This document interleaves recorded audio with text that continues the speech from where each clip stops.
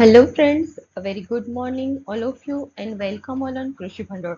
તો ફ્રેન્ડ્સ કૃષિ ભંડોળ આજે તમારા માટે specially agriculture related current affairs લઈને આવ્યું છે અને આપણે આજે એગ્રીકલ્ચર રિલેટેડ કરંટ અફેર હશે કે જેમાં અલગ અલગ 4 થી 5 જેટલા ભાગ પડેલા જોવા મળશે. પાર્ટ 1, પાર્ટ 2, 3, 4, 5 એવી રીતે અલગ અલગ હું તમારા માટે હર રોજ લઈને આવીશ.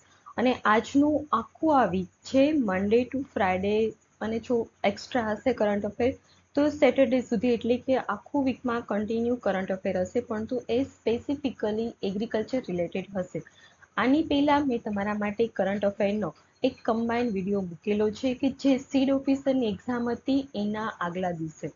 તો જે પણ વ્યક્તિએ એ વિડીયો ના જોયો હોય તો એ વિડીયો જોઈ આવજો, કેમ કે ત્યારથી અત્યાર સુધીનું જે પણ કરંટ અફેર હશે કે જે કમ્બાઈન મેં કરેલું છે કમ્પાઇલ કરીને, તો બધું જ કરંટ અફેર આપણે કવર અપ કરીશું કે જે આપણા exam point of view important છે. પરંતુ આપણા exam point of view important છે, એગ્રીકલ્ચર રિલેટેડ તો કરંટ અફેર છે જ, પરંતુ સાથે સાથે ગવર્મેન્ટના જે પણ બ્રોચર હોય છે, જે પણ પોસ્ટર હોય છે, કે જે પણ ક્યાંક ને ક્યાંક આપણી એક્ઝામમાં કરંટ અફેર રિલેટેડ ઇમ્પોર્ટન્ટ હોય છે. તો મેં શું કરેલું છે તો કે પાર્ટ 1 અને પાર્ટ 2 જે પણ આપણો આવશે કે જેમાં ગવર્મેન્ટ ઓફ ગુજરાત છે કે ગવર્મેન્ટ ઓફ ઇન્ડિયા છે કે પીઆઈબી, કે જેમાં જે પોસ્ટર મૂકેલા હોય છે કંઈ પણ યોજનાને અથવા તો કંઈ પણ એવી નવી ઇવેન્ટને રિલેટેડ, એ આપણે કવર અપ કરીશું. ત્યારબાદ પાર્ટ 3 થી 4, 5, 6 થશે તો આપણે 6 પણ કરી લઈશું, પરંતુ અત્યારે 5 સુધી મારી પાસે રેડી છે કે જે મેં તમારા માટે રેડી કરેલું છે. તો એ પાર્ટ જે હશે 3 to 5 સુધી, તો એમાં શું છે કે જે ન્યૂઝમાં હોય છે અથવા તો કંઈ એવી રિસેન્ટ ઇવેન્ટ હોય છે કે જે એગ્રી રિલેટેડ થયેલી છે સ્પેસિફિકલી, એ આપણે કરંટમાં કવર કરીશું. તો આ વાત થઈ કે તમને કરંટ અફેર આખા વીકમાં મળશે અને કેવી રીતે મળશે એ. તો હવે સ્ટાર્ટ કરીએ આજનું આપણું કરંટ અફેરનો ફર્સ્ટ આપણો જે લેક્ચર છે એ. પરંતુ એની પહેલાં તમે આપણી ચેનલ કૃષિ ભંડોળ છે એને લાઈક કરો, શેર કરો અને સબસ્ક્રાઈબ કરો. અને જે પણ ફ્રેન્ડ્સ આપણી જોડે નવા જોડાય છે, તો જો એ લોકોને ટેલિગ્રામ ચેનલમાં જોડાવવું હોય તો એ માટેની જે લિંક છે એ ડિસ્ક્રિપ્શન બોક્સમાં આપેલી છે. તો એ લિંકનો યુઝ કરીને આપણી ટેલિગ્રામ ચેનલમાં જોડાઈ શકે છે. અને અગેન કહું છું કે જે પણ વ્યક્તિએ આપણો આગળનો જે current affair specifically agriculture related જે છે કે જે ના જોયું હોય તો એ જોઈ લેજો, કેમ કે એમાં પણ ઘણા એવોર્ડ્સ છે જે એગ્રી રિલેટેડ સ્ટેટને મળેલા છે. તો એ આપણા exam point of view important થઈ શકે છે.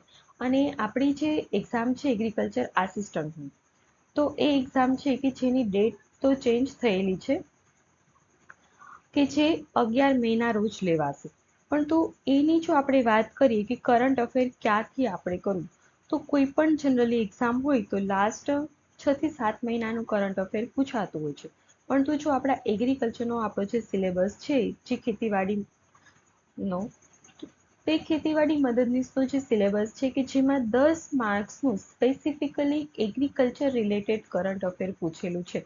અને એગ્રીકલ્ચર રિલેટેડ જે કરંટ અફેર પૂછેલું છે એમાં 5 થી 7 મહિનામાં 10 માર્ક્સનું કવર અપ થઈ છે, એ આપણને ખ્યાલ છે કે એટલી તો ઇવેન્ટ બનેલી જ હોય છે, પરંતુ ઘણી વખત એ લોકો થોડો ટાઈમ એક્સટેન્ડ પણ કરે અને 7 થી 8 છે અથવા તો 9 મહિના સુધીનું પણ કવર અપ કરી શકે છે.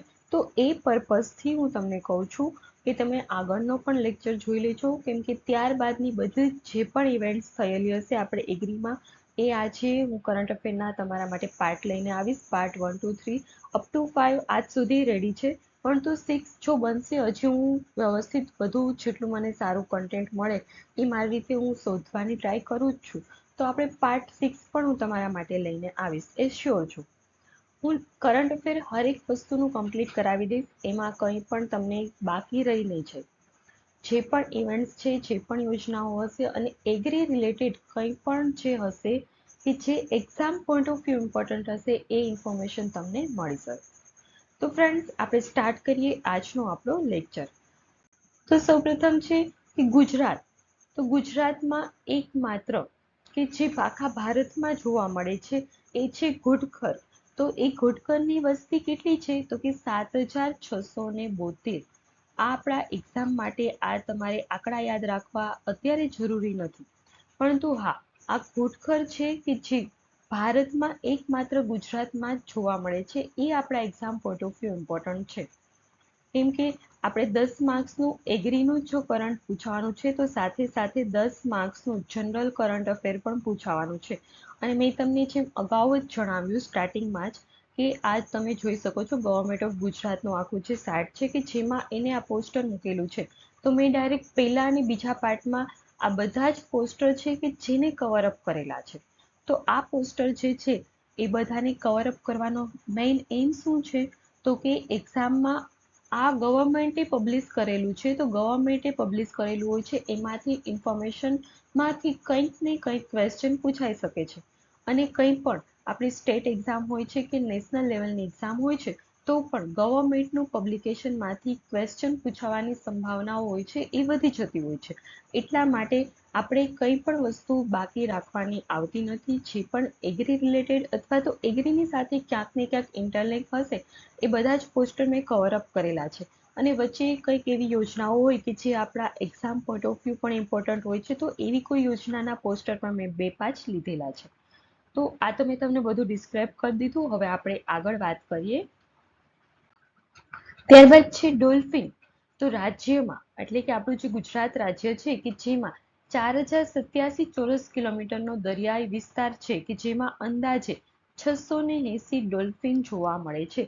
ત્યારબાદ આપણને હમણાં જે લાસ્ટમાં STIની એક્ઝામ ગઈ હતી ત્યારે ક્વેશ્ચન પૂછાયેલું હતું કે ડોલ્ફિનનું સંવર્ધન કેન્દ્ર ક્યાં આવેલું છે. તો ડોલ્ફિન જે છે કે જેનું સંવર્ધન કેન્દ્ર છે એ પટના, બિહારમાં આવેલું છે. ક્યાં આવેલું છે? પટના, બિહારમાં ડોલ્ફિનનું સંવર્ધન કેન્દ્ર છે કે જે આવેલું આપણને જોવા મળે છે પટના, બિહારમાં. પરંતુ આ ગુજરાતમાં આપણને ડોલ્ફિન જોવા મળે છે. એ આપણા exam point of view important છે. તમે જોઈ શકો છો ગુજરાત ઇન્ફોર્મેશન, એટલા માટે આપણે યાદ રાખવું જરૂરી છે. અને એની સાથે ઇન્ટરલિંક થયેલો છે આ ક્વેશ્ચન, કે જે પટનામાં ડોલ્ફિનનું જે સંવર્ધન કેન્દ્ર છે, બ્રીડિંગ સ્ટેશન હોય છે, કે જે આવેલું છે. ત્યારબાદ નેક્સ્ટ આપણે જોઈએ સર્પ સંશોધન સંસ્થા. તો સર્પ સંશોધન સંસ્થા છે કે જે ધરમપુર ખાતે સૌપ્રથમ વખત જોવા મળે છે. તો આપણને એક્ઝામમાં એવું પૂછાઈ શકે કે સર્પ સંશોધન સંસ્થામાં કેટલાથી વધુ સર્પોનું સંવર્ધન થાય છે. તો 300 થી વધુ સર્પો છે કે જેનું સંવર્ધન થાય છે, ને એ સર્પ સંશોધન સંસ્થા છે કે જે ક્યાં આવેલું છે, તો તે ધરમપુર ખાતે આવેલી છે. ત્યારબાદ આપણો નેક્સ્ટ મેંગ્રુવ, કે જેને આપણે ચેરના વૃક્ષો તરીકે પણ ઓળખતા હોઈએ છીએ.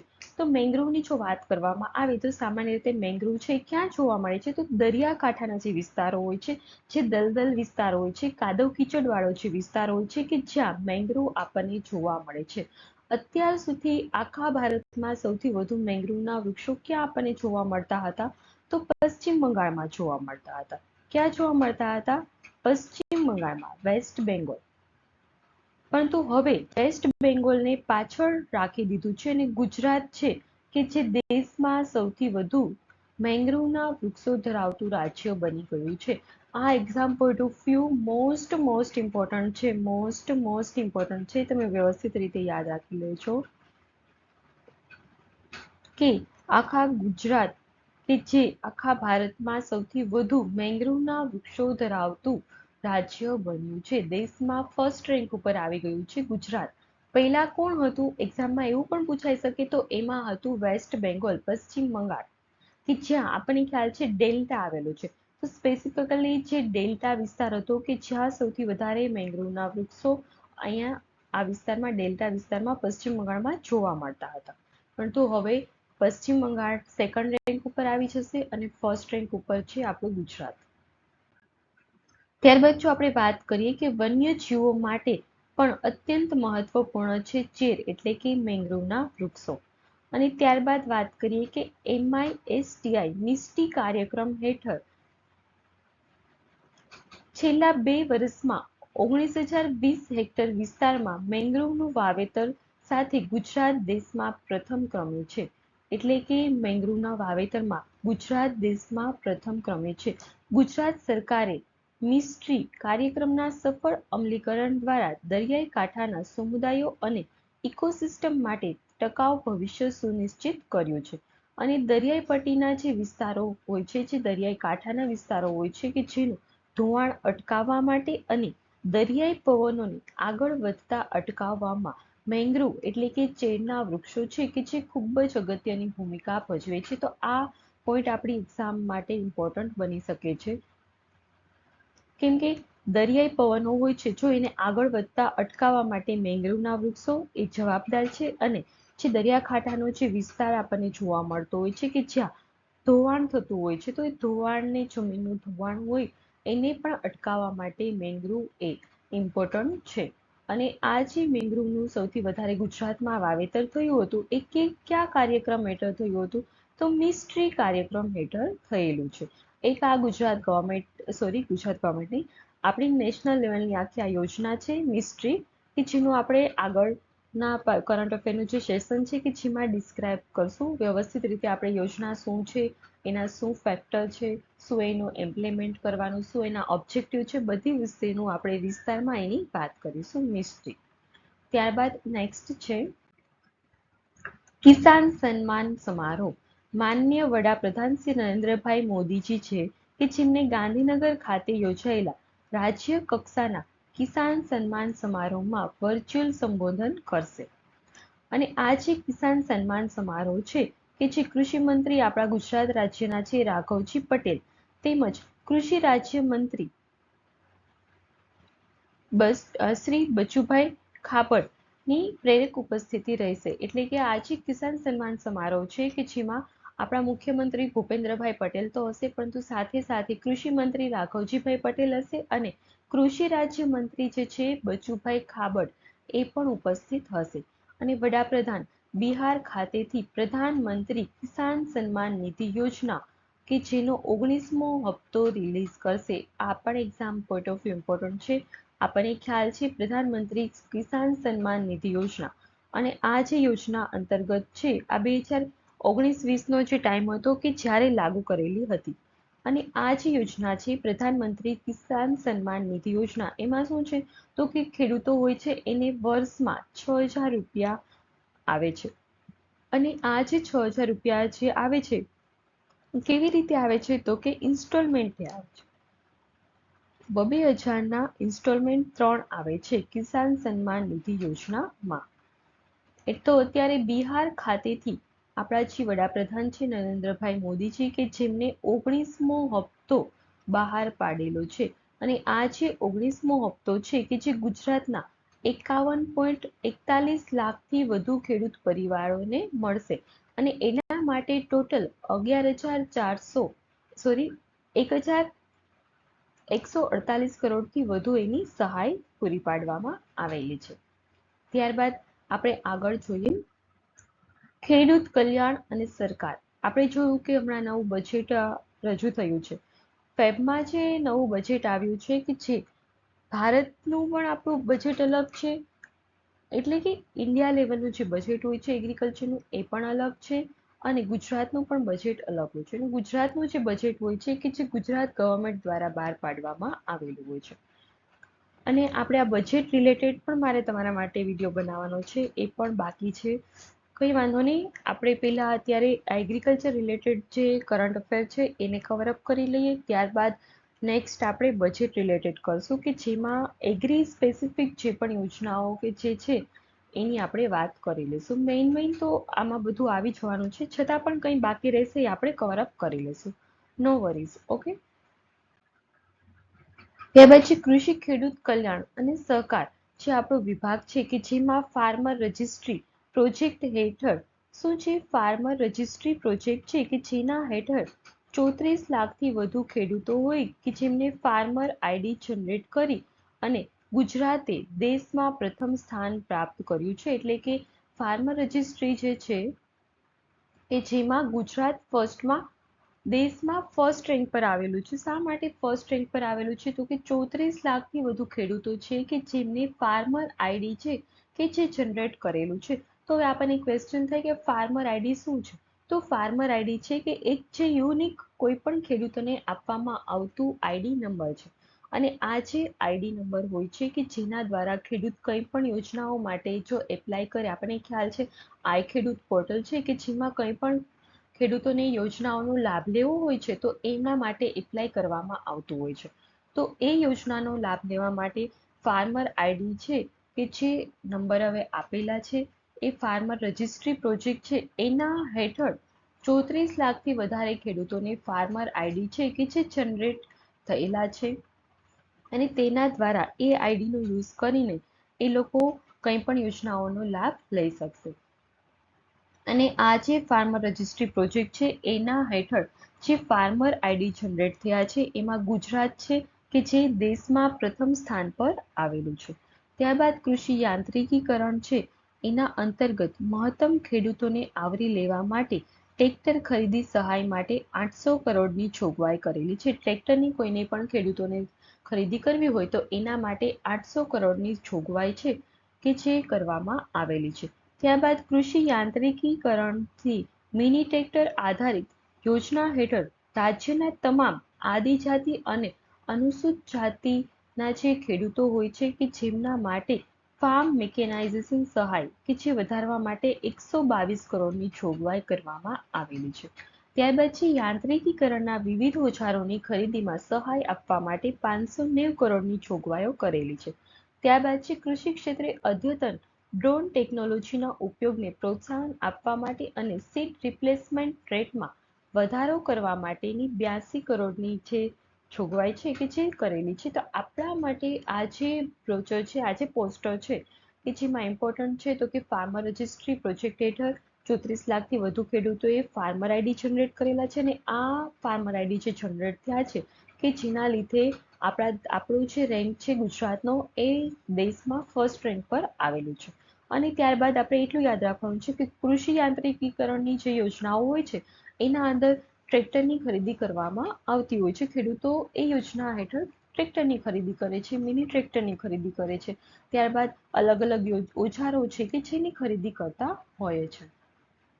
નેક્સ્ટ આપણે જોઈએ મુખ્યમંત્રી ગૌ માતા પોષણ યોજના અંતર્ગત 475 કરોડની જોગવાઈ કરેલી છે. શું છે? મુખ્યમંત્રી ગૌ માતા પોષણ યોજના અંતર્ગત. તો આ જે યોજના હોય છે ગૌ માતા પોષણ યોજના કે જેમાં કોઈ પણ ખેડૂતો હોય છે કે જે ગાયોની જો રાખે, સાર સંભાળ રાખે તો એને વર્ષ દરમિયાન 10,800 રૂપિયા છે કે જે સહાય પેટે આપવામાં આવતા હોય છે. કેટલા? 10,800. હા, સમથિંગ આટલા જ છે, મને યાદ છે ત્યાં સુધી પરફેક્ટ 10,800 છે કે જે વર્ષ દરમિયાન મળતા હોય છે. ત્યારબાદ રાજ્યની 2089 સરકારી પશુ સારવાર જે સંસ્થાઓ હોય છે કે જ્યાંથી વિના મૂલ્યે પશુ સારવાર પૂરી પાડવા માટે મુખ્યમંત્રી નિઃશુલ્ક પશુ સારવાર યોજના અંતર્ગત 45 કરોડની જોગવાઈ કરવામાં આવેલી છે. અને આપણું જે ગુજરાત રાજ્ય છે કે જેમાં નવા 250 પશુ દવાખાના અને 150 ફરતા પશુ દવાખાના શરૂ કરવા માટે 34 કરોડની જોગવાઈ કરેલી છે. અને ગુજરાત છે કે જે સારો એવો દરિયાકાંઠો ધરાવે છે, આપણને ખ્યાલ છે, એટલા માટે ગુજરાતમાં મત્સ્ય ઉદ્યોગોનો પણ વિકાસ થયો છે. તો આપણું જે બજેટ હોય છે કે જેમાં મત્સ્ય ઉદ્યોગોને પણ સારી રીતે આવરી લેવામાં આવતું હોય છે. તો એના માટે રાજ્યની જે નોટિફાઈડ છે 104 મત્સ્ય ઉતરાણ કેન્દ્રો છે કે જેના ખાતે માળખાગત સુવિધાઓ હોય છે કે જે પૂરી પાડવા માટેની સહાય કરવામાં આવેલી છે. ત્યારબાદ છે પ્રધાનમંત્રી મત્સ્ય સંપદા યોજના કે જેના માટે 353 કરોડની જોગવાઈઓ થયેલી છે. ત્યારબાદ છે મત્સ્ય ઉદ્યોગ છે તો ડીઝલ સબસિડી માટે પણ જોગવાઈઓ થયેલી છે. ત્યારબાદ વાત કરી કે દરિયાઈ મત્સ્ય ઉદ્યોગો છે કે જેના ક્ષેત્રે વિવિધ સાધનની ખરીદી કરવા માટે પણ આપણને સહાય મળતી હોય છે. અને મોસ્ટ ઇમ્પોર્ટન્ટ છે આપણા એક્ઝામ પોઈન્ટ ઓફ વ્યૂ એ છે સરકાર કેન્દ્રીય બજેટમાં કિસાન ક્રેડિટ કાર્ડ. શું છે? કિસાન ક્રેડિટ કાર્ડ. તો આ જે કિસાન ક્રેડિટ કાર્ડ છે કે જેના ધિરાણની મર્યાદા 3 લાખથી વધારીને કેટલી કરી દીધી છે? 5 લાખ કરવામાં આવેલી છે કે જેના અનુસંધાને રાજ્ય સરકાર દ્વારા 4% વ્યાજ રાહત આપવા માટે 1252 કરોડની જોગવાઈ કરવામાં આવેલી છે. એટલે કે આ જે કિસાન ક્રેડિટ કાર્ડ છે, પેલા જે કિસાન ક્રેડિટ કાર્ડ હતું કે જે માત્ર ખેડૂતોને જ મળતું હતું. કોને મળતું હતું? ખેડૂતોને. પરંતુ આ જે કિસાન ક્રેડિટ કાર્ડ છે કે જે 2019 બાદ અથવા તો 2019 થી ક્યારે 2019 થી ફિશરીઝ જે હોય છે મત્સ્ય પશુપાલન અને મત્સ્ય એની સાથે જે પણ ખેડૂતો સંકળાયેલા હોય છે મત્સ્ય પાલન કરે અને પશુપાલન કરે એ બધા જ ખેડૂતોને આ કિસાન ક્રેડિટ કાર્ડ છે કે જે આપવામાં આવે છે અને એની જે મર્યાદા છે કે જે 3 લાખથી વધારીને 5 લાખ સુધીની કરવામાં આવેલી છે. પહેલા 3 લાખ સુધીનું જ ક્રેડિટ કાર્ડ આપવામાં આવતું હતું, પરંતુ હવે 5 લાખ સુધીનું કરવામાં આવેલું છે અને 4% એનું જે વ્યાજ હોય છે કે જે રાહત આપવામાં આવતી હોય છે. ત્યારબાદ નેક્સ્ટ આપણે જોઈએ બાગાયત. તો બાગાયત માટે પણ જોગવાઈઓ કરેલી છે. ત્યારબાદ છે બાગાયતી પાકો હોય છે કે જેના મૂલ્યવર્ધન માટે ગ્રામ્ય જૂથ કક્ષાના કલેક્શન એકમ તથા સોલાર કોલ્ડ રૂમ હોય છે કે જે એકમો ઊભા કરવા માટેની પણ જોગવાઈઓ થયેલી છે. ત્યારબાદ કૃષિ શિક્ષણની જો વાત કરવામાં આવે તો રાજ્ય કૃષિ યુનિવર્સિટીઓ હેઠળ કૃષિ સંશોધન અને શિક્ષણની પ્રવૃત્તિઓને સઘન બનાવવા માટે જામનગર છે કે જ્યાં નવી કૃષિ કોલેજ તથા થરાદ ખાતે કૃષિ ઇજનેરી કોલેજની સ્થાપના કરવામાં આવશે. આ આપણે યાદ રાખવાનું છે.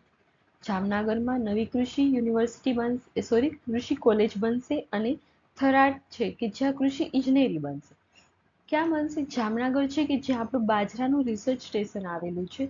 તો એ જે છે જામનગર કે જ્યાં કૃષિ કોલેજ બનશે અને થરાદ ખાતે કૃષિ ઇજનેરી કોલેજ છે કે જે નવી બનશે. ત્યારબાદ આપણે નેક્સ્ટ જોઈએ પ્રાકૃતિક કૃષિ. તો પ્રાકૃતિક કૃષિની જો વાત કરવામાં આવે તો પ્રાકૃતિક કૃષિની વિવિધ પ્રવૃત્તિઓ માટે 316 કરોડની જોગવાઈઓ કરેલી છે. ત્યારબાદ છે national mission on natural farming. National mission on natural farming માટે પણ જોગવાઈ કરેલી છે. ત્યારબાદ છે રાજ્યમાં પ્રાકૃતિક કૃષિ છે કે જેનો વ્યાપ વધારવા માટે ગૌ આધારિત બાયો ઇનપુટ યોજના હેઠળ પણ 10 કરોડની જોગવાઈઓ કરેલી છે. અને લાસ્ટ વાત કરીએ પશુપાલન. તો સરકાર છે કે જે વિવિધ સરકારી યોજનાઓ છે જેવી કે દુધાળા પશુઓના ફાર્મની સ્થાપના કરવાની, બકરાના એકમની સ્થાપના કરવાની, મરઘા પાલન, પશુપાલન માટે કેટલ રોડ અને ખાણદાર માટેની સહાયનો મહત્તમ લાભ પશુપાલકોને મેળવી શકે એવી પણ યોજનામાં ફંડ પ્રોવાઈડ કરેલું હોય છે. ત્યારબાદ આપણું નેક્સ્ટ જોઈએ સોઇલ હેલ્થ કાર્ડ. તો સોઇલ હેલ્થ કાર્ડ છે કે જે 19 ફેબ્રુઆરીના દિવસે આપણે સોઇલ હેલ્થ કાર્ડ છે એ ડે તરીકે આપણે સેલિબ્રેટ કરીએ છીએ. શા માટે? તો કે આ જે સોઇલ હેલ્થ કાર્ડ છે કે જે યોજના છે એ 19 ફેબ્રુઆરી 2015ના રોજ લાગુ કરવામાં આવેલી હતી. ક્યારે લાગુ કરવામાં આવેલી હતી? 19 ફેબ્રુઆરી 2015ના રોજ. અને આ કોણે સ્ટાર્ટ કરેલી હતી? તો કે આપણા જે વડાપ્રધાન છે નરેન્દ્રભાઈ મોદીજી કે જેમને સ્ટાર્ટ કરેલી હતી. તો સોઇલ હેલ્થ કાર્ડ છે કે જે સ્વસ્થ ધરા ખેત હરા એની ટેગલાઈન છે. શું છે આ ટેગલાઈન છે? સોઇલ હેલ્થ કાર્ડ છે કે જે ટેગલાઈન છે. સ્વસ્થ ધરા ખેત હરા એ સોઇલ હેલ્થ કાર્ડની ટેગલાઈન છે. અને વાત કરીએ સોઇલ હેલ્થ કાર્ડ યોજનાને અમલમાં લાવનાર ગુજરાત એ દેશનું પ્રથમ રાજ્ય હતું. શું હતું? ગુજરાત છે કે જે દેશનું પ્રથમ રાજ્ય હતું કે જેમને સોઇલ હેલ્થ કાર્ડ યોજના છે કે જે અમલમાં લાવેલી હતી. અને ગુજરાતના 2.15 કરોડ ખેડૂતો છે કે જેમને અત્યાર સુધી સોઇલ હેલ્થ કાર્ડ મળેલા છે. અને ગુજરાત છે કે જેમાં 20 સોઇલ ટેસ્ટિંગ લેબોરેટરી તેમજ ગ્રામ્ય સ્તરે 27 ખાનગી સોઇલ ટેસ્ટિંગ લેબોરેટરી કાર્યરત છે. એટલે કે ગુજરાત સરકારની અંડરમાં 20 અને ગ્રામ્ય સ્તરે 27 કે જે ખાનગી સોઇલ ટેસ્ટિંગ લેબોરેટરી છે કે જે કાર્યરત છે. ત્યારબાદ જો વાત કરીએ 2023-24માં સોઇલ હેલ્થ કાર્ડ પોર્ટલના આધારે માટીના નમૂના એકત્રિત કરી કે જેમાંથી 1,78,286 નમૂના છે કે જેનું વિશ્લેષણ કરેલું છે. એટલે કે જે ટોટલ હતા સોઇલ હેલ્થ કાર્ડ હતા કે જેમાં 1,78,634 માટીના નમૂના એકત્રિત કરેલા હતા. અને એમાંથી 1,78,286 નમૂના છે કે જેનું વિશ્લેષણ કરેલું છે 23-24માં. ત્યારબાદ આપણે નેક્સ્ટ જોઈએ તો 2 ફેબ્રુઆરી કે જેને વર્લ્ડ વેટલેન્ડ ડે તરીકે આપણે સેલિબ્રેટ કરીએ છીએ. તો વિશ્વ જળ પ્લાવિત વિસ્તાર દિવસ એ શું છે 2 ફેબ્રુઆરી. ત્યારબાદ આપણે નેક્સ્ટ જોઈએ તો જે આપણે વેટલેન્ડ ડે છે, જળ પ્લાવિત જે પ્રદેશ છે કે જેમાં દેશના 1%થી વધુ વેટલેન્ડ વિસ્તાર ધરાવતું ગુજરાત એકમાત્ર રાજ્ય છે. ગુજરાત એવું રાજ્ય છે કે જ્યાં 1%થી વધુ વેટલેન્ડ વિસ્તાર ધરાવે છે.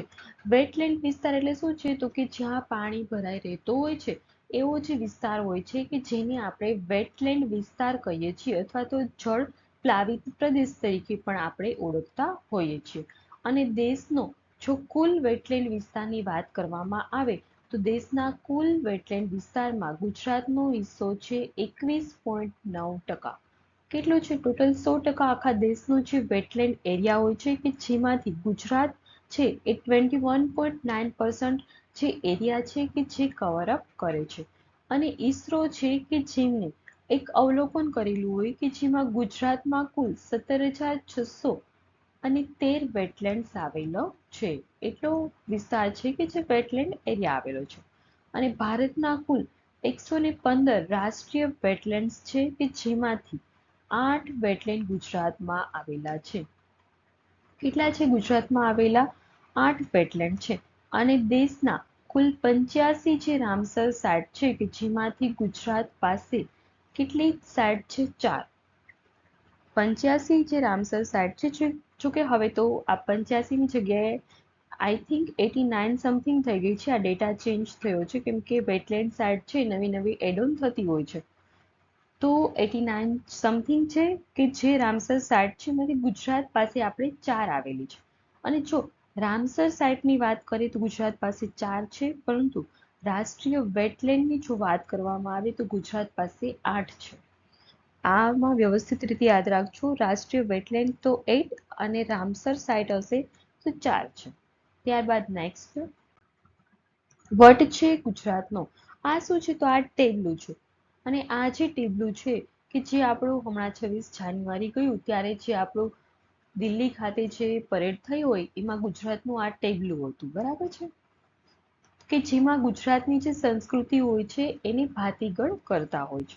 તો નવી દિલ્હી ખાતે જે 76મું પ્રજાસત્તાક પર્વની જે પરેડ હતી કે જેમાં ગુજરાતનો જે ટેબલો હતો કે જે ત્રીજી વખત કન્ટિન્યુ વિજેતા થયેલું છે. તો એ શું છે ટેબલું આપણું? તો કે પોપ્યુલર ચોઇસ કેટેગરી છે કે જેમાં ફર્સ્ટ રેન્ક આવ્યો છે. શેમાં આવ્યો છે? પોપ્યુલર ચોઇસ કેટેગરીમાં. અને આનર્તપુરથી એકતાનગર સુધીની જે વિરાસત છે, શું છે? આનર્તપુરથી એકતાનગર. તો આનર્તપુર કોને કહેવામાં આવે છે? તો આનર્તપુર છે કે જેને અમદાવાદને કહેવામાં આવે છે. આ પણ એક્ઝામમાં પૂછાઈ શકે છે. અમદાવાદ છે કે જેનું જૂનું નામ હતું આનર્તપુર. એટલે કે અમદાવાદથી એકતાનગર સુધીનો જે વિરાસત છે કે જે વિકાસનો જે અદ્ભુત સંગમ જે થયેલો છે એના આધારિત આપણી 26મી જાન્યુઆરીના દિવસે આ ગુજરાત ટેબલોની થીમ હતી. અને 2023-24 છે કે જેમાં ગુજરાતના ટેબલોએ મેળવ્યું હતું પ્રથમ સ્થાન. હા, 23માં પણ અને 24માં પણ પ્રથમ સ્થાન મેળવેલું છે ગુજરાતના ટેબલોએ. અને અમદાવાદ છે કે જે આનંદપુરથી એકતાનગર સુધીની જે આખી આપણી વિરાસત છે કે જે આપણે દર્શાવેલી છે. આપણા જ ગુજરાતનું ટેબલું હતું એમાં. ત્યારબાદ નેક્સ્ટ બાયોડાયવર્સિટી સંવર્ધન ક્ષેત્ર એટલે કે ગુજરાત છે કે જે ગુજરાતમાં કચ્છનું આપણું જે ગુનેરી ગામ છે. શું છે? કચ્છનું ગુનેરી ગામ કે જ્યાં 32 હેક્ટરથી વધુ વિસ્તાર છે કે જે ગુજરાતની પ્રથમ બાયોડાયવર્સિટી હેરિટેજ સાઇટ તરીકે જાહેર કરવામાં આવેલી છે. આ આપણા એક્ઝામ પોઈન્ટ ઓફ વ્યૂ ખૂબ જ ઇમ્પોર્ટન્ટ છે. શું છે? તો કે કચ્છની જે ગુનેરી ગામ છે, કચ્છનું ગુનેરી ગામ છે કે જ્યાં ફર્સ્ટ બાયોડાયવર્સિટી હેરિટેજ સાઇટ છે કે જે વિકસિત થઈ છે. તો બાયોડાયવર્સિટી એટલે શું છે? તો કે જૈવ વિવિધતા કે જેનું સંરક્ષણ કરવા માટે, સંવર્ધન કરવા માટે જે આપણે સાઇટ હોય છે કે જેને બાયોડાયવર્સિટી હેરિટેજ સાઇટ તરીકે ઓળખતા હોય છે. તો વન અને પર્યાવરણ વિભાગ છે કે જેના દ્વારા ગુનેરી જે ગામ છે, ગુનેરી ગામ ક્યાંનું છે? કચ્છનું છે, કે જ્યાં ઇનલેન્ડ મેંગ્રોવ ગુનેરી સાઇટને બાયોડાયવર્સિટી હેરિટેજ સાઇટ તરીકે જાહેર કરેલી છે. અને ગુજરાતનું બાયોડાયવર્સિટી બોર્ડ મેનેજમેન્ટ પ્લાન થકી ફ્લોરા, ફ્લોરા એટલે શું છે? તો કે જે નાની નાની વનસ્પતિ અને આપણને જે ફોના એટલે કે જે નાના નાના જીવજંતુઓ જોવા મળતું હોય છે. ફ્લોરા એટલે વનસ્પતિ, જે નાની વનસ્પતિ હોય છે કે જેને આપણે ફ્લોરા તરીકે ઓળખીએ છીએ. અને ફોના શું છે? તો કે ફોના એટલે સાવ સૂક્ષ્મ નાના નાના જીવડાઓ, જીવાતો જે હોય છે એને ફોના તરીકે ઓળખીએ છીએ. કે તો ફ્લોરા અને ફોના છે કે જેનું સંવર્ધન અને સંરક્ષણ છે કે જે ગુજરાતમાં કચ્છમાં ગુનેરી ખાતે કરવામાં આવશે. ત્યારબાદ આપણે નેક્સ્ટ જોઈએ તો નમોશ્રી યોજના. તો નમોશ્રી યોજના છે કે જે સગર્ભા માતાના પોષણ સ્તરમાં વધારો થાય, સુધારો થાય તેમજ માતા અને બાળ મૃત્યુદરમાં ઘટાડો થાય એ અંગેની મહત્વકાંક્ષી યોજના છે નમોશ્રી યોજના. અને આ એક્ઝામમાં STIની જે એક્ઝામ હતી એમાં પણ નમોશ્રી યોજના સેના રિલેટેડ છે એવો ક્વેશ્ચન પૂછાયેલો હતો. એટલે આપણી એક્ઝામ માટે પણ ઇમ્પોર્ટન્ટ છે. તો વ્યવસ્થિત રીતે યાદ રાખી લેજો કે નમોશ્રી યોજના છે કે જે સગર્ભા માતાને પોષણ સ્તરમાં સુધારો કરવા માટે મદદરૂપ થઈ શકે એ માટેની નમોશ્રી યોજના છે. નમોશ્રી યોજના કોના માટે છે? સગર્ભા માતાઓ માટે. ત્યારબાદ છે આ જે યોજના છે એમાં લાભ મેળવવા માટેની પાત્રતા. તો એ આપણા માટે એટલું ઇમ્પોર્ટન્ટ નથી, પરંતુ આપણા માટે ઇમ્પોર્ટન્ટ એક જ વસ્તુ છે કે નમોશ્રી યોજના છે કે જે સગર્ભા માતાઓ માટે છે. ત્યારબાદ નેક્સ્ટ સુશાસન દિવસ એટલે કે ગુડ ગવર્નન્સ ડે. તો ગુડ ગવર્નન્સ ડે છે ક્યારે સેલિબ્રેટ કરીએ છીએ? તો કે 25 ડિસેમ્બરના દિવસે. અને કોના માટે? તો કે આપણા જે ભૂતપૂર્વ વડાપ્રધાન હતા અને જે ભારત રત્ન વિજેતા હતા કે જેમને ભારત રત્ન મળેલો છે તેવા અટલ બિહારી વાજપેયીની જન્મ જયંતિ પર આપણે સુશાસન દિવસને સેલિબ્રેટ કરીએ છીએ. એટલે 25 ડિસેમ્બર છે કે જે સુશાસન દિવસ એટલે કે ગુડ ગવર્નન્સ ડે. આપણા પોલિટી રિલેટેડ જે કરંટ અફેર હોય છે એમાં આ પૂછાવાની શક્યતા વધે છે. ત્યારબાદ નેક્સ્ટ પેપરથી પેપરલેસ એ આપણું ડિજિટલ ગુજરાત. એટલે કે જે ઈ સરકાર છે કે જે વર્ષ 2021 થી 24 સુધીમાં આશરે 1 કરોડથી વધારે ઈ ટપાલ તેમજ 31 થી વધુ ઈ ફાઇલ છે કે જે ક્રિએટ કરેલી છે. અને ઈ સરકાર પહેલ જે છે કે જે 2022માં પ્રતિષ્ઠિત સ્ક્રોચ ઓર્ડર ફોર મેરિટ અને વર્ષ 2024માં 15મા ડિજિટલ ટ્રાન્સફોર્મેશન કોન્ક્લેવ એવોર્ડથી સન્માનિત થયેલું છે. ત્યારબાદ નેક્સ્ટ દેશનું પ્રથમ આપણું જે સરહદી ગામ છે કે જે બનાસકાંઠા જિલ્લામાં આવેલું મસાલી ગામ છે કે જે સૌ પ્રથમ વખત દેશનું પહેલું એવું ગામ છે કે જે સોલાર વિલેજ બન્યું છે. શા માટે સોલાર વિલેજ બન્યું છે? તો કે આ જે મસાલી ગામ છે કે જે બનાસકાંઠામાં આવેલું એક ગામ છે કે જે સરહદી વિસ્તારમાં સાવ આવેલું છે. અને પહેલી વહેલું આખા દેશમાં જો કોઈ સરહદી વિસ્તારમાં આવેલું ગામ હોય છે કે જે સોલાર વિલેજ બન્યું છે એ છે મસાલી ગામ. ક્યાંનું છે? આપણા ગુજરાતનું છે. તો આપણને ખ્યાલ જ છે કે જે પીએમની યોજના છે કે પીએમ સૂર્યઘર કે જેના દ્વારા મફત વીજળી યોજના છે, તો એના અંતર્ગત આપણું જે આ મસાલી ગામ છે કે જેમાં 1,16,00,000ના ખર્ચે કુલ 119 ઘર છે કે જેના પર સોલાર રૂફટોપ છે કે જેની કામગીરી 100% પૂરી કરવામાં આવેલી છે. અને આગળનો જે સમય જશે એમ બોર્ડર ડેવલપમેન્ટ જે પ્રોજેક્ટ છે કે જેના અંતર્ગત સરહદી વાવ તાલુકાના 11 અને સુઈગામ તાલુકાના 6 એટલે કે કુલ મળીને 17 ગામો છે કે જેને સંપૂર્ણ સોલાર વિલેજ બનાવવાનું આયોજન છે. અને આ જે સોલાર વિલેજ છે કે જેના થકી ગ્રામજનો છે કે જેને લાઇટ બિલ ભરવામાંથી મુક્તિ મળી શકશે. અને આ જે બધા જ ઘરો છે કે જેમાંથી 225.5 કેવી વીજળી છે કે જે પ્રાપ્ત થતી હોય છે. કેટલા ઘરો આપણે જોયું કે 119 ઘરો ઉપર સોલાર રૂફટોપ છે કે જે પેનલો લગાવેલી છે અને એમાંથી 225.5 કિલોવોટ જે વીજળી છે કે જે પ્રાપ્ત થતી જોવા મળે છે. તો આપણા એક્ઝામ પોઈન્ટ ઓફ ઇમ્પોર્ટન્ટ છે કે દેશનું પહેલું જે સોલાર વિલેજ વાળું બનેલું જે ગામ છે એ છે મસાલે ગામ. ક્યાં આવેલું છે? બનાસકાંઠામાં આવેલું છે. અને આ જે ગામ છે એ બોર્ડર વિસ્તારમાં આવેલું છે, એટલે કે નજીક સાવ સરહદ જોવા મળે છે. અને આના સિવાય બીજા 17 ગામ છે કે જેને સંપૂર્ણ સોલાર વિલેજ બનાવવાનું આયોજન કરેલું છે. ત્યારબાદ નેક્સ્ટ 14 ડિસેમ્બર. તો 14 ડિસેમ્બર છે કે જે રાષ્ટ્રીય ઉર્જા સંરક્ષણ દિવસ તરીકે આપણે સેલિબ્રેટ કરીએ છીએ. એટલે કે આવનારી પેઢીની ભવિષ્યની જરૂરિયાતોને અનુલક્ષીને ઉર્જાનું સંરક્ષણ છે જરૂરી.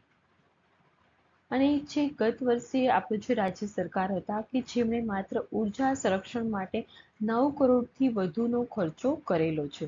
ત્યારબાદ છે ISI માર્કા અને સ્ટાર રેટિંગ વાળા ઉપકરણ ઉપયોગથી બચાવી શકીએ છીએ આપણે વીજળી. એટલે કે આપણે ઘરમાં કંઈ પણ ઉપકરણો લેતા હોય તો એ કેવા લેવા જોઈએ? તો કે ISI માર્કાવાળા અને સ્ટાર રેટિંગ વાળા. આપણને ખ્યાલ છે આપણે તમે કંઈ નવું ફ્રીજ લેવા જશો, અધરવાઇઝ કંઈ એસી લેવા જશો ત્યારે ઉનાળાની સિઝન આવશે તો એમાં સ્ટાર રેટિંગ તમને જોવા મળશે કે 3 સ્ટાર છે, 5 સ્ટાર છે. એ જે સ્ટાર રેટિંગ અને ISI નો જો માર્કો હોય તો એ માર્કાવાળા જ આપણે ઉપકરણોની ખરીદી કરવી જોઈએ. ત્યારબાદ નેક્સ્ટ શ્રમિક અન્નપૂર્ણા યોજના. તો આ જે શ્રમિક અન્નપૂર્ણા યોજના છે તો શું છે? તો કે આ યોજના છે કે જેમાં 100 નવા ભોજન વિતરણ કેન્દ્રો છે કે જે શરૂ કરવામાં આવશે. એટલે કે જે ગરીબ લોકો છે, જે શ્રમિકો હોય છે, એ લોકોને સસ્તા ભાવે ઓછા પૈસે સારું એવું પોષણક્ષમ આહાર મળી શકે એ માટે શ્રમિક અન્નપૂર્ણા યોજના છે કે જે લોન્ચ કરવામાં આવેલી છે. અને ગુજરાતમાં અત્યારે 19 જિલ્લામાં 290 ભોજન વિતરણ કેન્દ્રો છે કે જે કાર્યરત આપણને જોવા મળે છે. અને એપ્રિલ 2024થી અત્યાર સુધીમાં 85.70 લાખથી વધુ ભોજનનું વિતરણ કરેલું છે. અને આ જે શ્રમિક ભોજન યોજના છે, જે શ્રમિક અન્નપૂર્ણા યોજના છે કે જેના અંતર્ગત 5 રૂપિયાના નજીવા દરે પૌષ્ટિક ભોજન પૂરું પાડવા રાજ્ય સરકાર પ્રતિ ભોજન ચૂકવે છે. અને 37 રૂપિયાની સબસિડી મળે છે. અને આ યોજના છે કે જેના અંતર્ગત 150 કરોડથી વધુના ખર્ચે 2.93 કરોડથી વધુ ભોજનનું વિતરણ કરવામાં આવેલું છે. એટલે આપણે યાદ એટલું જ રાખવાનું છે કે શ્રમિક અન્નપૂર્ણા યોજના છે કે જેનું મુખ્ય એમ શું છે? તો કે 5 રૂપિયાના સસ્તા ભાવે જે શ્રમિકો હોય છે એ લોકોને ભોજન વિતરણ કરવાનું. ત્યારબાદ નેક્સ્ટ રવિ કૃષિ મહોત્સવ છે 2024. તો રવિ કૃષિ મહોત્સવ છે 2024 કે જેની શરૂઆત ક્યાંથી કરવામાં આવેલી હતી આપણા માટે એ ઇમ્પોર્ટન્ટ છે. અને એ છે આ દાંતીવાડા કે જે બનાસકાંઠામાં આવેલું છે. આપણી દાંતીવાડા કૃષિ યુનિવર્સિટી પણ છે. તો ત્યાંથી રવિ કૃષિ મહોત્સવ છે કે જેની શરૂઆત કરવામાં આવેલી હતી. અને આ જે કૃષિ મહોત્સવ છે એનું મેઇન થીમ શું હતી? તો આપણું જે રવિ કૃષિ મહોત્સવ હતો કે જે દાંતીવાડા ખાતેથી શરૂ કરવામાં આવેલો હતો. અને એનો શુભારંભ કોણે કરેલું હતું? તો મુખ્યમંત્રી આપણા જે ભૂપેન્દ્રભાઈ પટેલ છે એમને કરેલું હતું. ત્યારબાદ મુખ્ય જે રૂપરેખા છે આ ઉત્સવની રવિ કૃષિ મહોત્સવની એ છે કૃષિ પ્રદર્શન. ત્યારબાદ છે પ્રાકૃતિક અને ટકાઉ ખેતી, ખેતી અને બાગાયતી પાકના મૂલ્યવર્ધન જેવા વિષયો છે કે જેને આવરી લેતા કૃષિ પરિસંવાદો કરવાના. ત્યારબાદ છે સરદાર પટેલ કૃષિ સંશોધન પુરસ્કાર વિતરણ. આપણને એક્ઝામમાં એવું પણ પૂછાઈ શકે કે સરદાર પટેલ કૃષિ સંશોધન પુરસ્કાર વિતરણ ક્યારે કરવામાં આવેલું હતું? તો એનો આપણો રાઈટ આન્સર આવશે રવિ કૃષિ મહોત્સવ દરમિયાન. અને આ જે કૃષિ મહોત્સવ હતો કે જેમાં પશુ આરોગ્ય મેળા અને પ્રાકૃતિક કૃષિ મોડેલ ફાર્મ છે એની પણ મુલાકાત લેવામાં આવેલી હતી. એટલે આ exam point of view important છે. એક તો દાંતીવાડા ખાતેથી શરૂ થયું હતું ને ત્યારબાદ આ જે કૃષિ મહોત્સવની રૂપરેખા જે છે એ. ત્યારબાદ નેક્સ્ટ કેરિંગ, આપણે જે વર્લ્ડ સોઇલ ડે હતું, તો વર્લ્ડ સોઇલ ડે છે કે જે 5 ડિસેમ્બરે આપણે સેલિબ્રેટ કરીએ છીએ. તો 5 ડિસેમ્બરે જે વર્લ્ડ સોઇલ ડે સેલિબ્રેટ કરીએ છીએ એની થીમ શું હતી? તો કે કેરિંગ ફોર સોઇલ. 5 ડિસેમ્બરે જે વર્લ્ડ સોઇલ ડે છે કે જેની થીમ હતી caring for soils, measure, monitor and manage, એટલે કે 3M. તમારે શું યાદ રાખવાનું છે? Soil day 3M. Caring for soil, measure, monitor and manage. ત્યારબાદ નેક્સ્ટ